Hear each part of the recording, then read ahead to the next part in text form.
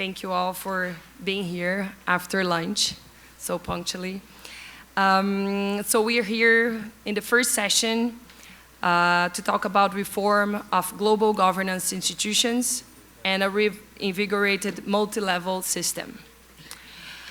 Ladies and gentlemen, our existing multilateral organization, established in the 40s, no longer reflect today's global realities. As Brazil assumes the G20 presidency, a key priority is to reinvigorate multilateralism and reform global governance. With the international system evolving towards multipolarity, these institutions must update their governance to better represent diverse memberships and effectively tackle complex global challenges. We envision strengthening economic and political multilateralism by democratizing institutions and enhancing the participation of developing countries. This approach addresses the lack of representativeness that undermines decision-making and the polarization weakening institutions meant to uphold peace, security, and prosperity. Only through a revigorated multilateral system with a more balanced representation can we achieve peace, stability, and inclusive sustainable development. The G20 must advocate for a more effective United Nations, support the WTO, and strengthen the multilateral trading system. Additionally, multilateral development banks must become more responsive to developing countries, streamline resources access, and increase representativeness.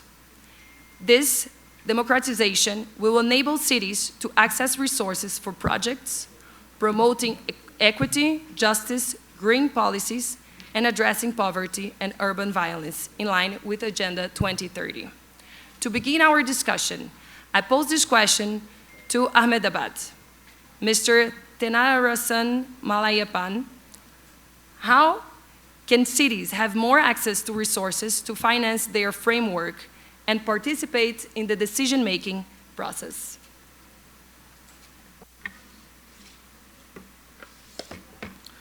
Good afternoon, friends.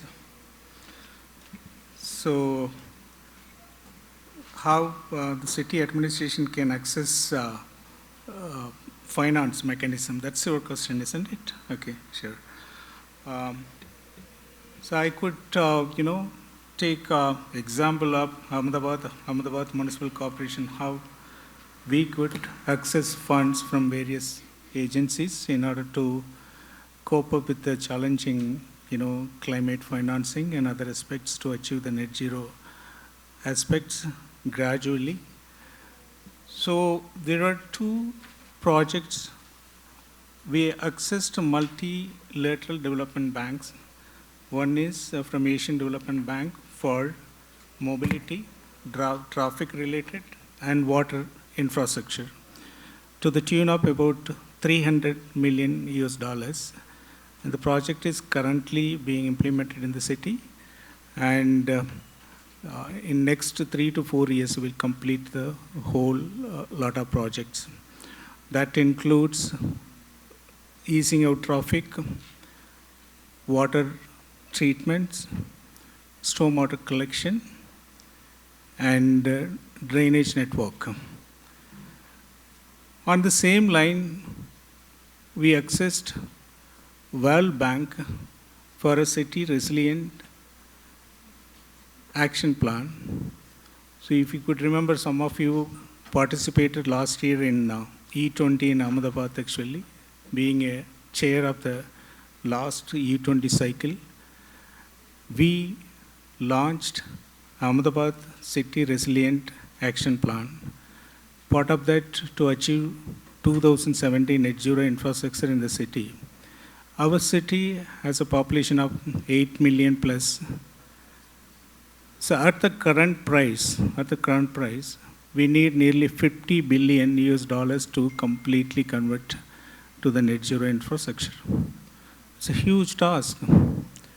So looking into this particular issue, we have, through the projects, approached the World Bank to the tune of about 500 million US dollar for projects mainly on water treatments, laying down rainwater harvesting infrastructure, stormwater, and sewage network, and STPs, sewage treatment plants. The other sources of accessing finances, we do a hybrid sources. We have innovative finance mechanism of tradable, development rights. Under this instrument, we built about nearly 40,000 houses in the city, converting the slums and part of the social inclusion, providing housing for all. 40,000 houses have been built under this instrument, tradable development rights, through the public-private participation methodology.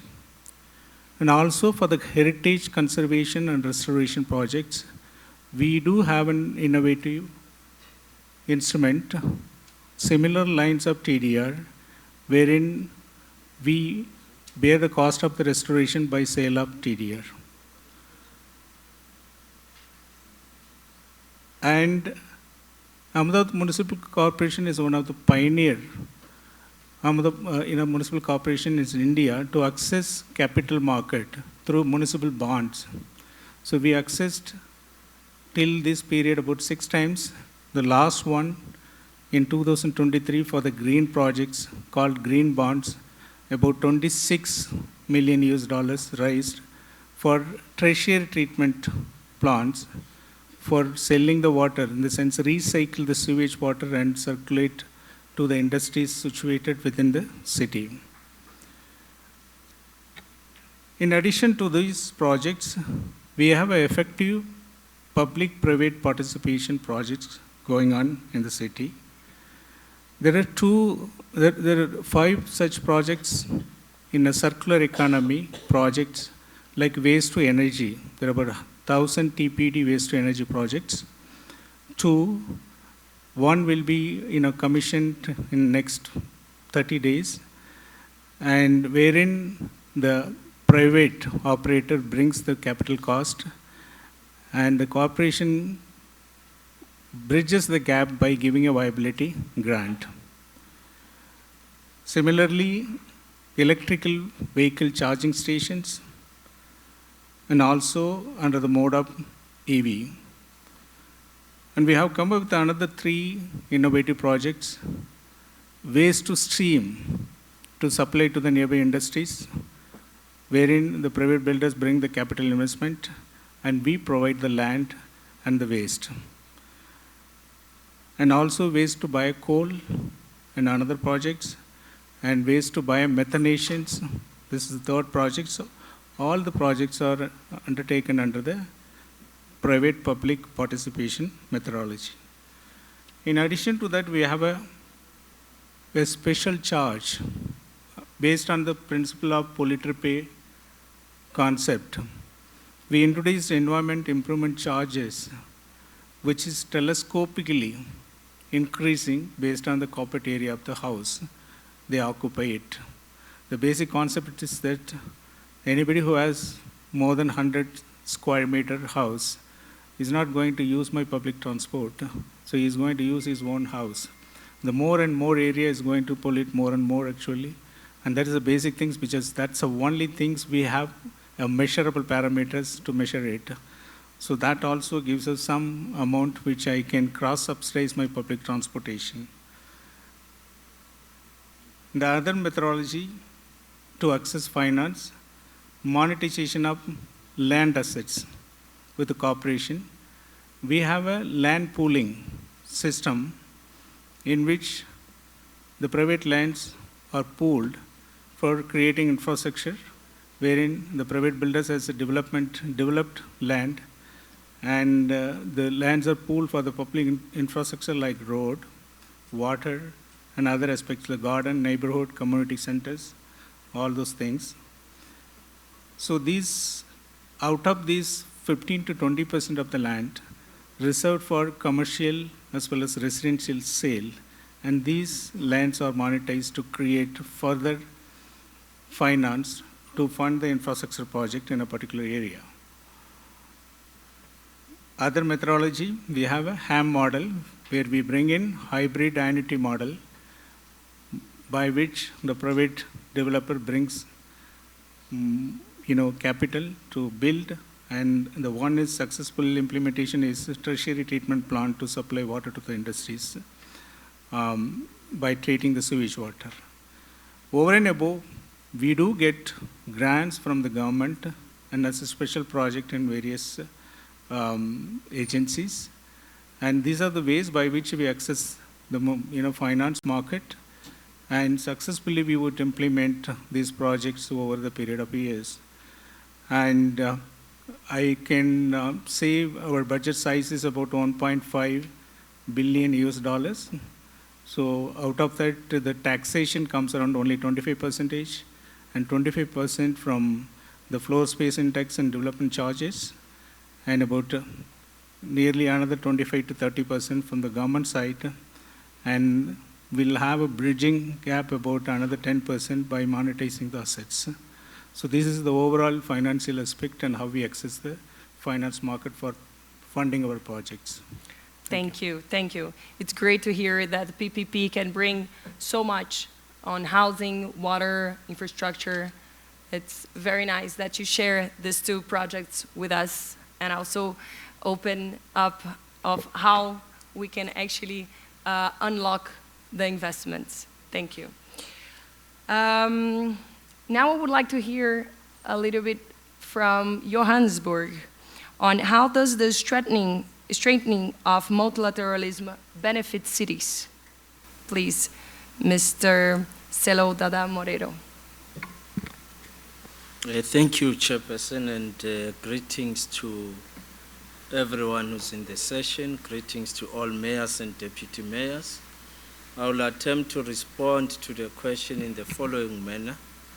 That perhaps what we need to first and foremost note is that as I respond on behalf of Johannesburg, Johannesburg geographically could not be isolated from Johannesburg and all other regions that constitute what we call Gauteng province.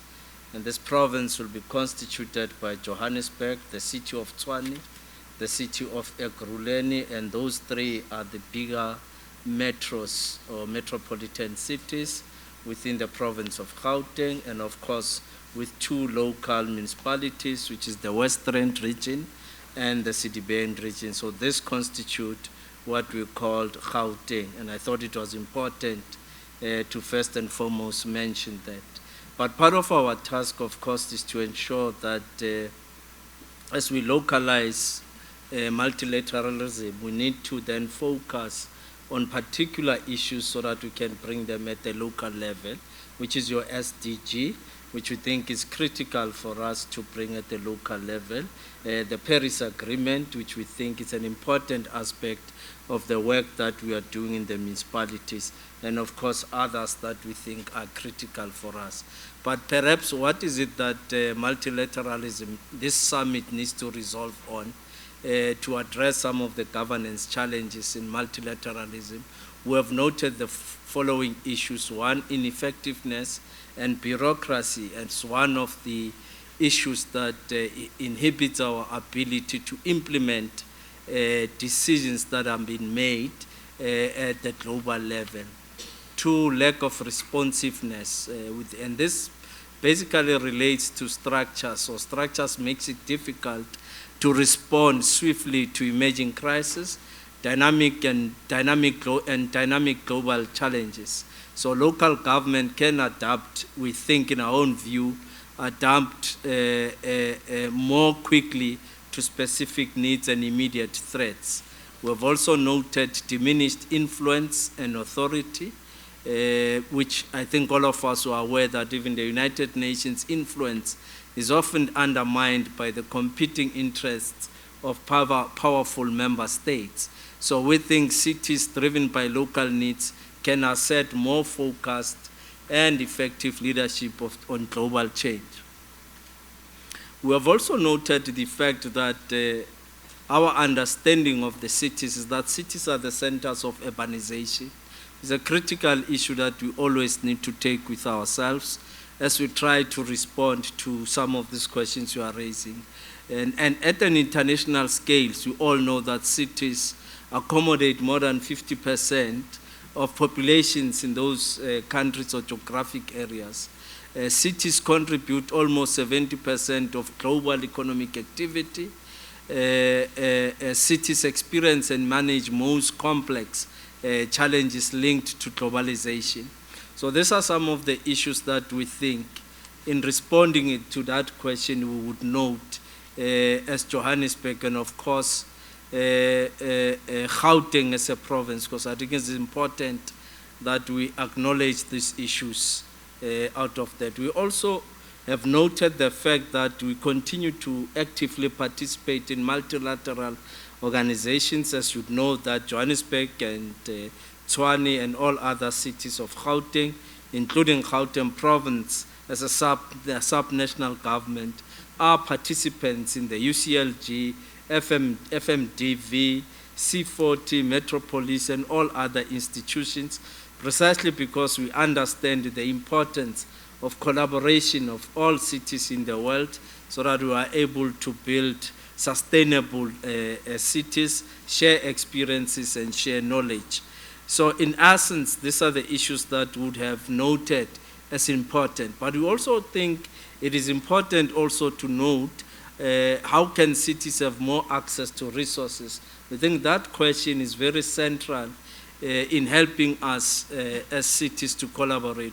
One, we've identified establishing partnership agreements that are focused on creating special purpose vehicles to fund the upfront costs of bulk infrastructure, which is the key issue in as far as municipalities are concerned. And therefore, in this case, I'll refer to one particular example that we are doing in the city of Johannesburg, which affects the entire province because 3 municipalities are brought into the same project, which is the city of Johannesburg, city of Tshwane, and the local municipality called Mogale City. And this project is in relation to a mega city that we are building. It is called the Lenseria Smart City, a city that is envisaging to bring about at least 3 million people into a city. So that on its own requires funding, in particular to unlock bulk infrastructure, will then unlock the opportunities of building this new city, which already as it stands, there is an airport that is already located in this city. However, we need funding resources to unlock. But between the 3 municipalities, we are therefore looking at putting the immediate capital to unlock bulk infrastructure so that we can see the growth of this city. So in essence, multilateralism becomes very critical in everything that we're doing as cities, and we think it will contribute towards increasing networks and better collaboration. We think it will help us in creating spaces where sharing of information and knowledge would result into evidence-based decision-making.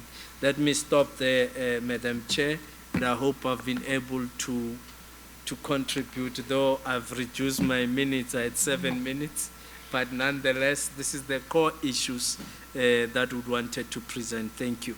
Thank you, Mr. You mentioned some very important concepts here and things that we should keep in mind, which is to evolve on the bureaucracy part of it, to be able to access resources. You also mentioned the importance of a collaborative network that will boost and strengthen the cities and smart cities, because that's what I guess that we all aim for as well. Thank you very much for your contribution. Now let me turn to Aracaju. Mayor Edvaldo, we are all aware that the city of Aracaju has been developing a project with the support of the New Development Bank. Could you please share with us how the city has benefited from the Development Bank's resources?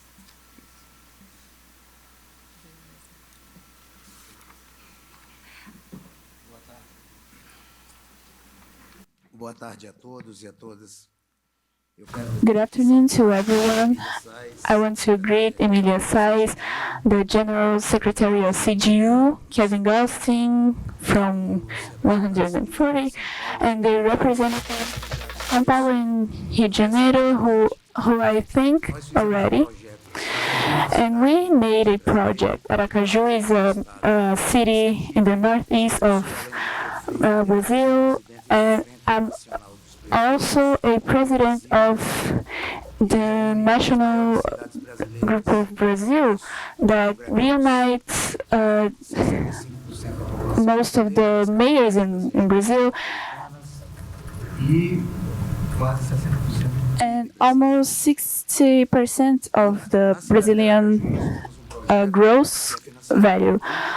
And we made a project that sponsored by Greeks, and we developed a draining part and pavimentation in the cities of an important river in the city that can flood the city. And this project has been for us to leverage the development of the city and trace the elements for the city to evolve in the next years. It was a fruit of a strategic plan, and it's going really well. Aracaju is a city that has already 75% of water treatment. It's a city of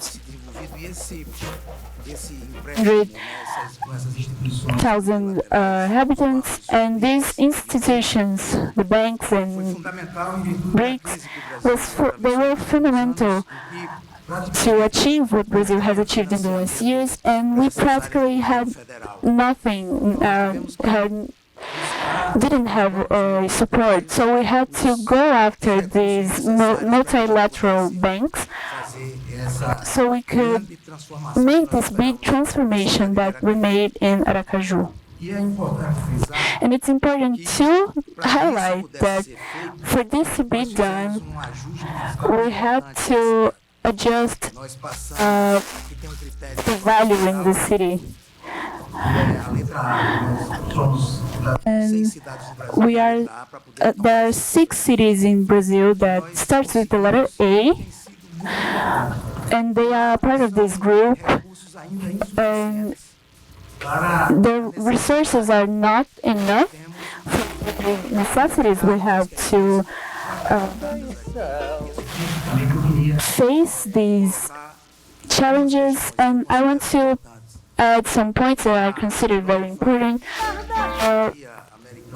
Jewish philosopher Hannah Arendt, she said that before the Second World War, it was difficult times, and I think we are living dark times in the world right now, where a group of and it's creating a lot of problems for us. And I participated in the debate earlier, and I was very happy to learn about the result of this discussion. And the climate changes and conflicts in the world are elements that scare us. And in my opinion, we're living hard times. We live in dark times, as that philosopher said. And to deal with these difficulties, the climate changes and the wars, and Elas andam mais rapidamente do que as soluções they propostas. walk faster than our solutions. And for me, this problem has to be balanced, and we need to achieve more. Uma resposta So the crisis has a global result. nacional dos prefeitos And as the president posto o protagonismo das cidades. of that group of mayors, we have to bring up the protagonism of the cities. To achieve the global government, we need the participation of the cities. And it's a participation that needs needs to be regulated. And every part has to have your own role, and the cities and the states. Uma grande demanda de ações And fruto da Constituição de 85. the municipalities Climática é fruto are already searching for this financial support to know who will do what in these global work. And I think this is the element that's missing. esse momento difícil. It's not allowing us to go faster in these results. And I'm hopeful. I have hope. Nesses momentos de dificuldade, And I think in these hard times, we have to call the poets to help us. And I want to quote, I want to mention a Brazilian poet, and he says, são tão if difíceis. things are so hard, Motivo para não ter there is no reason to not want it. longo seriam os caminhos How long would be não the fora a presença paths distante das estrelas. if the stars weren't so distant? Dificuldade que nós estamos enfrentando, These difficulties we're dealing with, tempos difíceis. they are hard times, but for hard times, Devemos encontrar we need to find, in the point of view of government, global government, we need to find effective answers. sejamos And capazes I'm hopeful that we will be able to fight it. And hope, in my opinion, lives in these reform de condições de governança global, of inclusão dos municípios, global governance institutions with the help of resilient cities as protagonists, so we can find solutions that will encontrarmos saídas reduce prazo para as dificuldades. these difficulties, and we'll be able to fight these hard times the world is going through.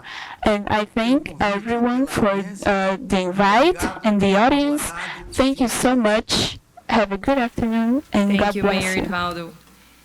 Important words on the importance of finance reform and defining roles, which is very important, and also mentioning that you had to go through a fiscal adjustment to be able to get the resources. This is also very important to mention here, because not all cities, they can make this fiscal adjustment to be considered AA to be able to get the resources. Thank you very much. So now to keep on our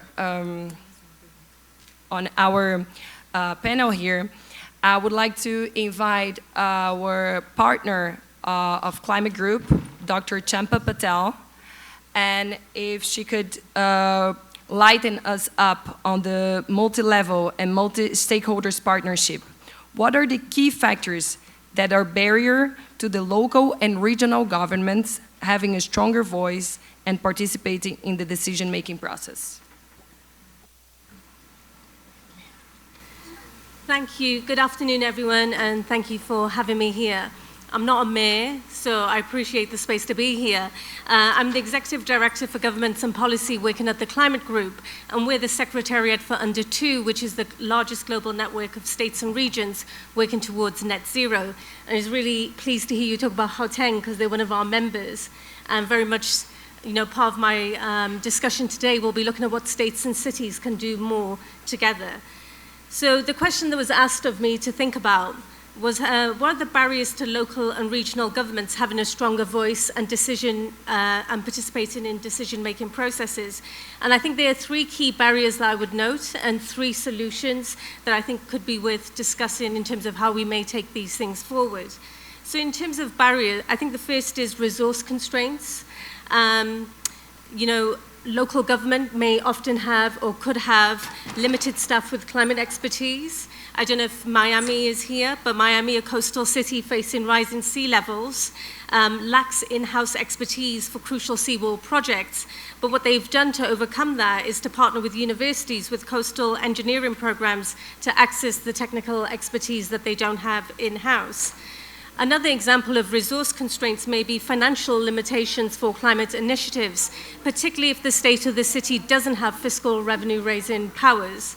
The Australian Capital Territory government wanted to invest in a large-scale solar energy grid, but struggled to secure funding. They partnered with private renewable energy companies who would co-finance the project in exchange for long-term power purchase agreements. So I think resource constraints can be a barrier, but it can also unlock creative partnerships. I think a second barrier to effective participation is power and jurisdictional imbalances. So, for example, if you look at Indonesia, where you have national dominance on climate policy, there may be a prioritization at the national level that doesn't make any sense at the local level. So, for example, the Indonesian national government prioritizes large-scale hydroelectric dams for renewable energy, but this can overshadow local efforts in provinces like West Kalimantan, who prefer smaller-scale solar and geothermal projects. And then I think third and finally, a set of barriers arise around communication and coordination challenges. So to give one example, often states, provinces, and cities can have limited access to national climate data. Local governments in California, responsible for managing water resources, can struggle to plan for potential droughts due to limited access to crucial data on water shortages held at the federal level. Improving this data sharing is critical to climate modeling and climate action. And if I may end with three suggestions for where I think we can reinvigorate the multilateral system. One is to think through carefully, how do we formalize the role of subnational governments in international climate processes? Some steps were made last year at COP28, where you had the Local Climate Action Summit, where for the first time, as part of the formal agenda, the COP28 presidency, working closely with Bloomberg Philanthropies, provided a space for local leadership for us to really show the action that's happening at the front lines. The COP28 text had multiple references to the importance of cities, states, and regions, but that's as far as it went. And I think there's so much scope to do more there to really think through meaningfully how do we input into a multilateral system. So, for example, many states are considering a form of SDCs. What are subnationally determined contributions? How might this sit alongside their NDCs? How do we have greater access to international climate finance? Many of the instruments that exist for nation states, but there is very limited access for local government to have access to these funds. So even if we were to increase the amount of climate financing available overall, how would we ensure that that filters down to the level of government that is most relevant for implementing action? And UNDP estimates that 80% of mitigation and adaptation implementation happens at the local level. So I think it's critical that there is a more formalized role for subnational governments in international climate processes.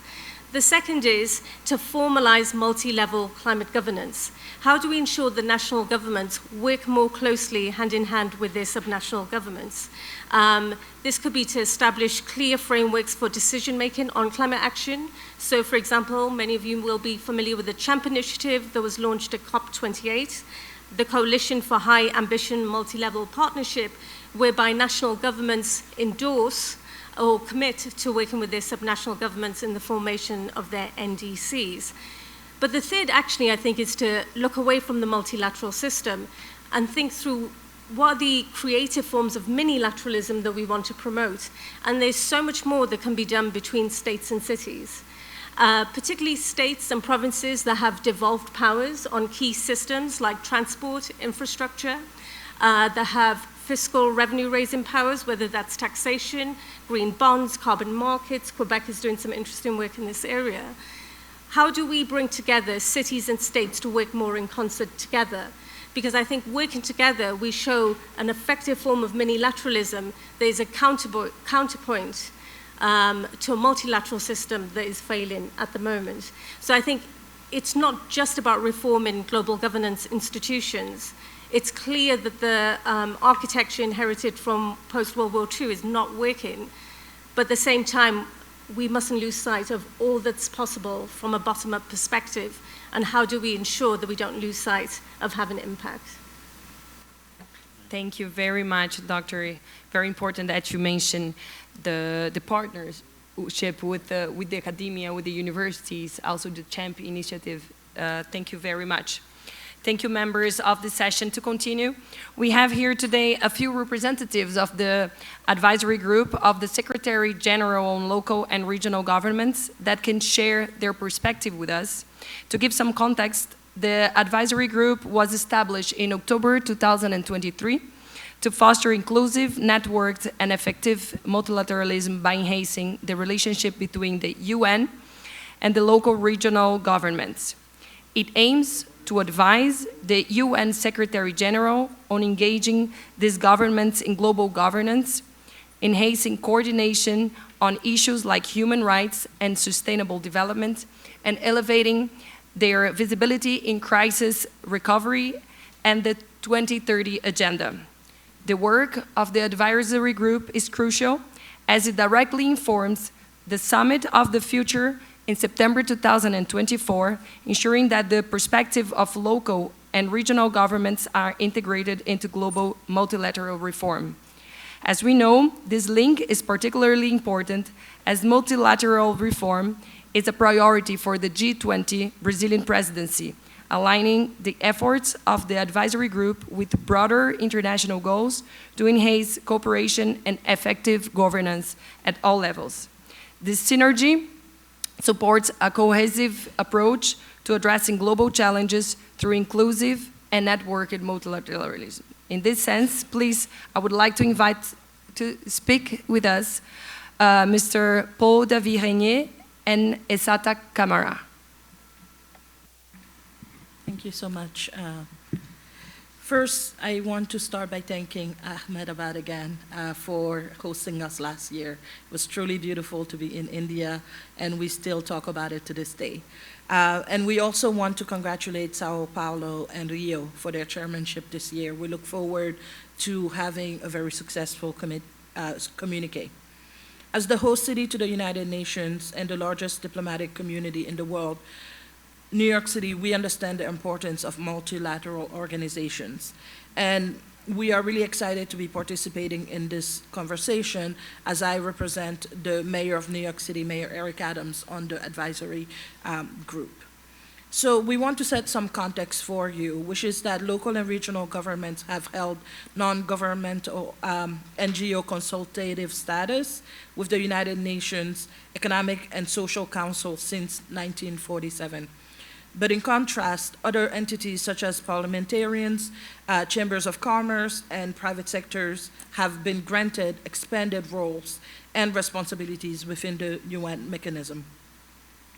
The lack of a formal status and more permanent interface within UN multilateral mechanism has curtailed how member states can strategically benefit and engage from local and regional governments. Contribution in localizing and aligning multi-level actions to prevent and recover from crises and ensure peace and security while also advancing other national development priorities.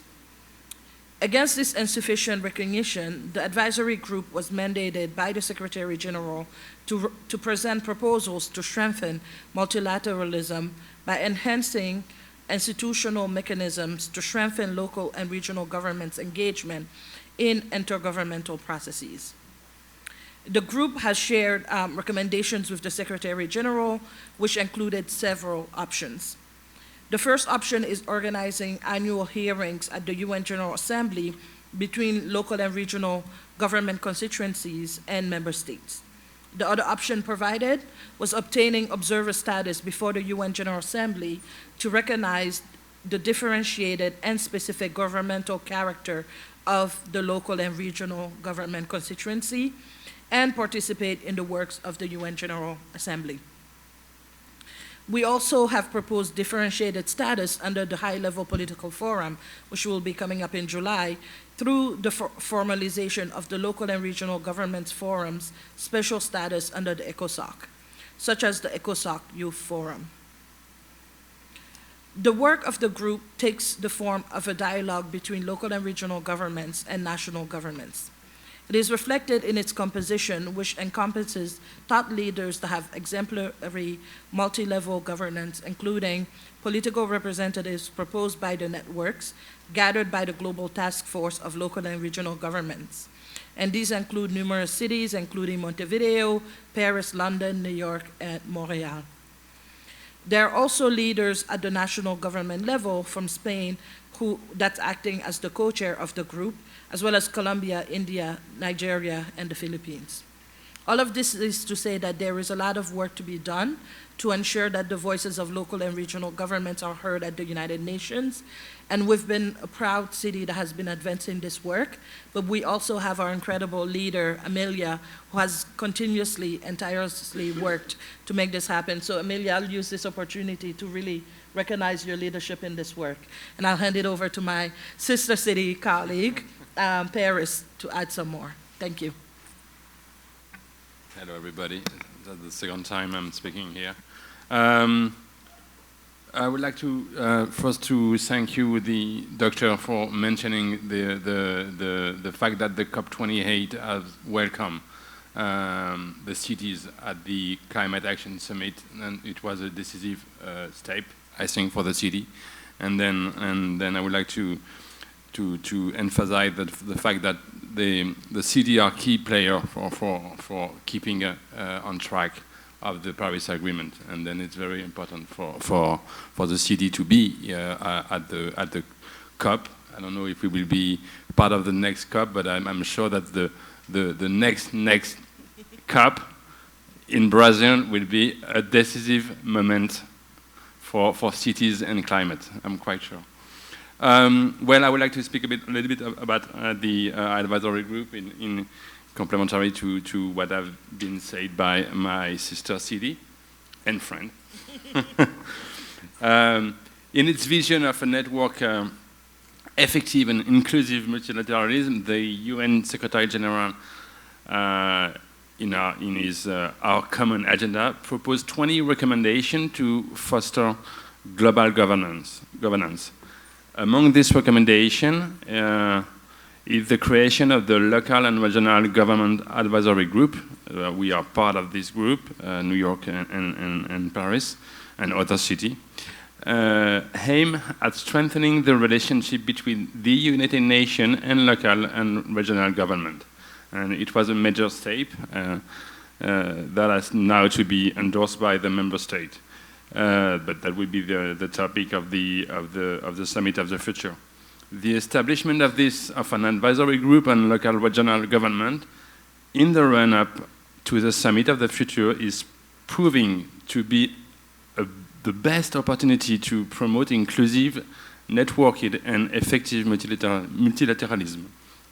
The work of the group, as mandated by the United Nations Secretary General, has included so far, first, providing input for the Summit of the Future to ensure local government dimensions are reflected in relevant preparatory processes.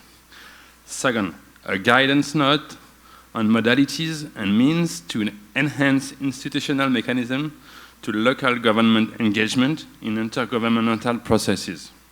As a result of this work, the latest version of the United Nations Pact for the Future, the outcome document of the Summit of the Future that must set the framework of a renewed multilateral system, now includes an action that refers to the call to action that the advisory group have been promoting.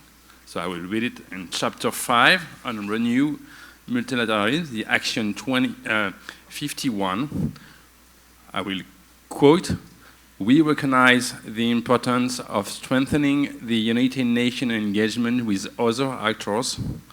We agree to, and then the point D, strengthen the engagement of local and regional authorities in United Nations intergovernmental bodies and processes, and request the Secretary General to provide recommendation on this matter by the end of the 79th session for member state consideration. So from Paris, both as the U20 city and of member of the advisory group, we welcome to the G20 presidency priority on multilateralism and reform as a timely and a necessary political initiative. Thank you. Thank you. And I would like to thank everyone who participated in this session. Your insights, dedication, and collaborative spirit were essential as we work towards creating more inclusive, effective, and representative global institutions. Together, we can build a stronger, more equitable international community that meets the needs and aspirations of all its members. Thank you very much.